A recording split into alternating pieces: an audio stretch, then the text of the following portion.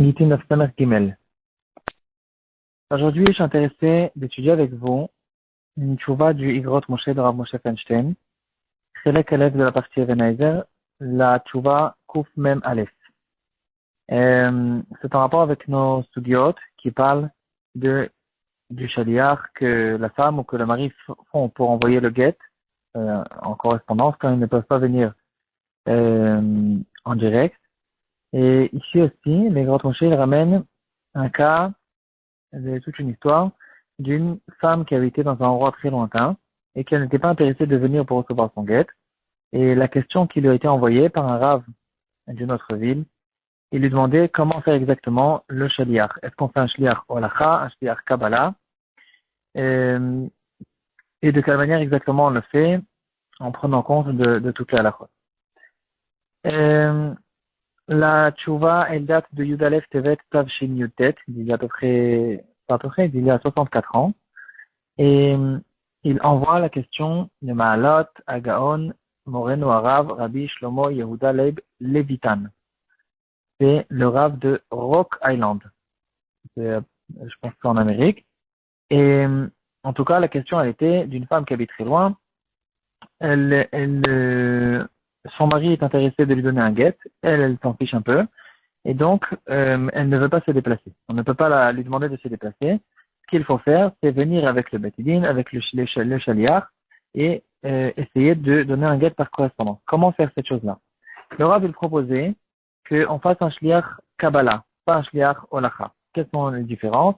Donc, on a vu longuement déjà dans les dapis précédents, dans les prakim précédents et dans notre Perek aussi. Il y a trois sortes de shlichim en ce qui concerne le guet. Il y a le mari qui fait un envoyé pour envoyer le guet à la femme. Donc, l'envoyé, il est à la place du mari et il donne le guet à la femme. Il y a la femme qui fait un envoyé pour recevoir le guet de son mari. Donc, maintenant, l'envoyé, il est à la place de la femme et le mari, il donne le guet à cette personne-là, au shaliach. C'est ce qu'on appelle shliach Kabbalah. Et le troisième sort, c'est shliach Hava'a. C'est-à-dire, c'est la femme qui envoie un shaliach, mais pas un shaliach qui va recevoir le guet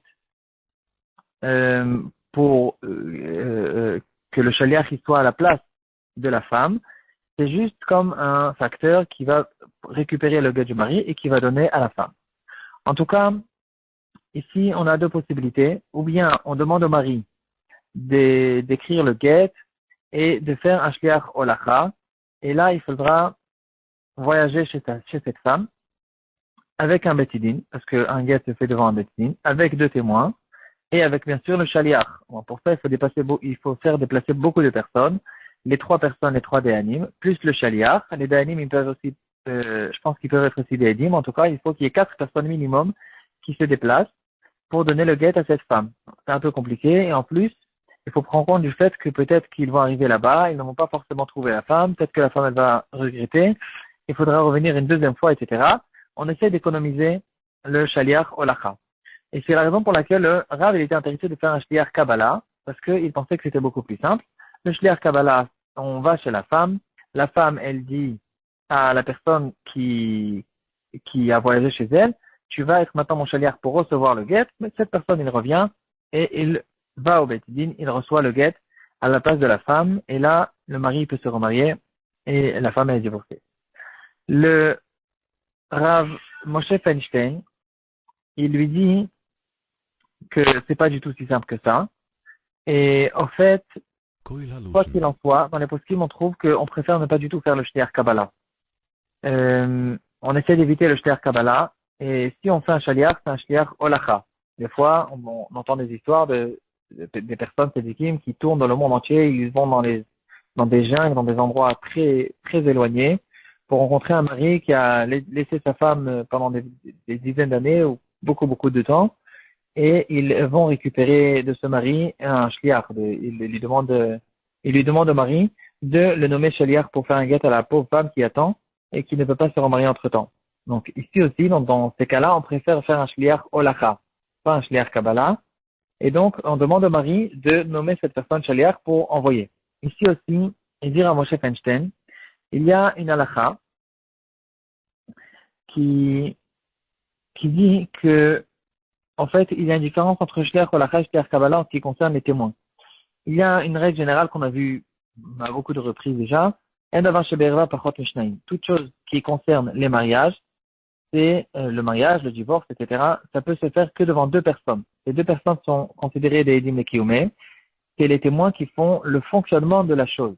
C'est pas des témoins qui sont là que pour témoigner et donner une preuve plus tard. C'est eux qui font vraiment que la chose fonctionne et qu'elle existe. Et, ici, on retrouve dans le tour, et pour ça, il faut ouvrir le tour dans Siman Kouf Mem Aleph. Un très long Siman avec beaucoup de détails. Et en ce qui nous concerne, le Shliach Olacha, le Rambam, il pense qu'on peut faire, c'est-à-dire le mari qui fait le Shaliach, il peut faire le Shaliach même entre lui et lui.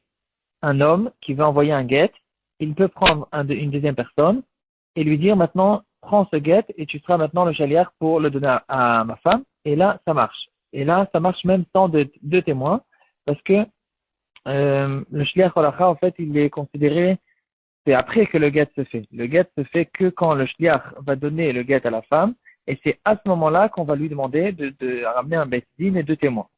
Par contre, le Shliach Kabbalah, c'est très différent. Le Shaliach, il est vraiment à la place de la femme. Bon, le Shliach Holacha aussi, il est vraiment à la place du mari, mais le Shliach Kabbalah, quand il va recevoir le guet dans ses mains, là, c'est à ce moment-là où le guet se passe. C'est maintenant que ça se passe, parce que maintenant, cette réception du guet dans les mains, c'est la réception de la femme. Et donc, le Shaliach Kabbalah, en tout cas, quand la femme, elle va le nommer en tant que Shaliach, c'est déjà considéré comme un davar shebe'erva. Et là, c'est sûr qu'il faut avoir deux témoins. Pour le Shliach Holacha, le Rambam, il pense qu'il n'y a pas besoin. Le Yerushalmi, on dirait qu'il y a besoin. Quoi qu'il en soit, on a l'habitude de le faire. Mais quand même, il y a une certaine différence à ce propos-là. Et donc, il lui dit, donc, la tchouva de Rav Moshe Feinstein, il lui dit que si tu veux faire un Shliach Kabbalah parce que tu penses économiser des personnes, qui n'aient pas besoin de voyager jusqu'à cet endroit où se trouve cette femme, tu n'as pas gagné grand-chose. Pourquoi? Parce que tu auras besoin d'envoyer aussi deux témoins, Kshérim, qui aillent à cet endroit-là et qu'ils soient présents pendant que la femme, elle nomme cette personne, Shaliach, de recevoir son guet. Donc, tu auras besoin de deux personnes. Tu auras besoin d'un Shaliach qui est déjà à trois personnes. Et en plus de ça, tu auras besoin, toi, en tant que Rav, de venir sur place aussi pour, c'est pas halachique, mais c'est pratique, de manière pratique, si tu veux être sûr que tout se passe de la bonne manière, que le Shaliach, il est nommé d'après toutes les normes que la halakha demande, tu seras toi aussi obligé de voyager là-bas pour vérifier tout ça. Et donc, encore une fois, tu te retrouves avec 4 personnes qui voyagent là-bas. Et donc, tu n'as rien gagné. Même si tu fais un Shliach Kabbalah, c'est aussi 4 personnes qui vont aller là-bas et qui vont peut-être trouver la femme, peut-être ne pas la trouver. Et donc, tu n'as pas gagné grand-chose. Pourquoi on a l'habitude. Et donc, en fait, Moshe Feinstein, il dit, si c'est comme ça, on préfère encore une fois, on préfère toujours, comme toujours, faire un shliach holacha. On n'est pas dans un cas de force majeure dans lequel on peut faire qu'un shliach kabbalah. Et donc, de toute façon, il y a plusieurs personnes qui doivent voyager, on préfère faire le shliach holacha, c'est-à-dire, on fait maintenant le guet. Toi, tu fais maintenant le guet dans la ville où tu te trouves et le mari se trouve. Tu fais le guet avec les témoins, avec tout ce qu'il faut. Et le mari, il nomme le shaliach. Apparemment, le mari, il ne peut pas voyager. Et donc, il nomme quelqu'un qui soit son shaliach pour aller chez cette femme. Et là, il faudra aller là où se trouve la femme et avec les dayanim, donc 3 personnes, plus les 2 témoins qu'on a besoin, plus le shaliach. Donc, bien sûr, ça fait pas 3 plus 2 plus 1. C'est pas qu'on a besoin ici de 6 personnes. Il nous suffit de 4 personnes. Parce que il y a le Rav lui-même qui fait partie des dayanim. Il vient avec 2 dayanim. Les dayanim sont aussi des témoins. Et donc, il y a le shaliach. On se retrouve avec 4 personnes qui ont besoin de toute façon de voyager. Et c'est ça ce qu'il faut faire. Pourquoi? On n'a pas encore expliqué. Pourquoi on a l'habitude d'éviter de faire un shliach Kabbalah. Ici, le Igrot Moshe, il nous ramène aussi le tour. Aussi dans Siman Kouf Mem Aleph, dans la halakha Lamed. Les halakhot qu'on a vu avant, qui concernent les témoins de la shliach holacha shliach Kabbalah, se trouvent dans Kouf Mem Aleph, Seif Yud Aleph. En fait, dans le tour, il n'y a pas vraiment de halakhot. Les seifim qu'on voit aujourd'hui imprimés dans le tour, c'est des séifim modernes, c'est les éditions d'aujourd'hui qui ont fait ces séifim. Ils ont essayé de, comme le Tour et le Shulchan Aruch, c'est réparti exactement de la même manière. Le Tour, c'est lui qui a inventé cette répartition de Oredea, Roshel Mishpat, Even Haizer et Orach Chaim. Et le Shulchan Aruch, il a repris. Et il a repris aussi les simanim tels quels, comme ils étaient dans le Tour. Il a juste donné ces nouvelles halachot d'après les halachot des poskim qui étaient après le Tour et en prenant compte de tous les poskim d'avant, etc. Et donc, en tout cas, la répartition, c'est la même. Le Shulchan Aruch, il a donné des seifim. Dans le Tour, en fait, c'était un siman très long. Donc, c'est pas très pratique. Et donc, dans les éditions d'aujourd'hui, qu'est-ce qu'ils ont fait? Ils ont pris dans le Tour et ils ont essayé de mettre en parallèle les seifim qui se trouvent dans le Shulchan Aruch avec les seifim qui se trouvent dans le Tour. C'est la raison pour laquelle, des fois, on trouve un seif qui s'appelle Yud Aleph Yud Bet, ou bien même Yud Aleph Yud Gimel, parce que dans le Shulchan Aruch, c'est Yud Aleph Yud Gimel, et le Yud Bet, il se trouve avant ou après, et il y a un certain désordre sur les seifim parce que c'est pas des seifim originales. Donc, en tout cas, dans le Tour, Kouf Mem Aleph Seif Lamed, il ramène au nom de Rabbeinu Peret, un des Rishonim, qui, Rabbeinu Peret, il donne plein de détails qui concernent comment on fait exactement le shaliach holacha, le shaliach Kabbalah. Il y a un papier à donner au shaliach. Qu'est-ce qu'on va écrire exactement dans le papier? Devant le Beit Din, on dit deux témoins qui sont là, qui ont vu comment telle et telle personne. Il a nommé telle et telle personne le shaliach pour donner à telle et telle femme qui est sa femme et donner le guet, la date, etc. Il y a des complications, il y a des choses à connaître là-dessus. Et après que Rabbeinu Peret, il parle longuement de ces halachot-là, il dit qu'on préfère ne pas faire un shliach Kabbalah pour deux raisons. Premièrement, parce que, en fait, quand on fait un shliach Kabbalah, quand la femme, elle fait un shliach qui va recevoir le guet pour elle, et donc ce shliach, il va aller autre part, il va recevoir le guet à la place de la femme. On aura besoin, dans ce autre part, dans l'endroit où le mari se trouve, dans l'endroit où on donne le guet, on aura besoin de reconnaître les deux témoins qui sont signés sur le papier de la shlichut. Et donc, c'est compliqué, c'est difficile de reconnaître ces deux témoins. On ne va pas du tout forcément les connaître, parce que ils se trouvent dans une autre ville. Si tout le monde se trouve dans la même ville, alors il n'y a pas en général besoin de faire du tout de shaliach.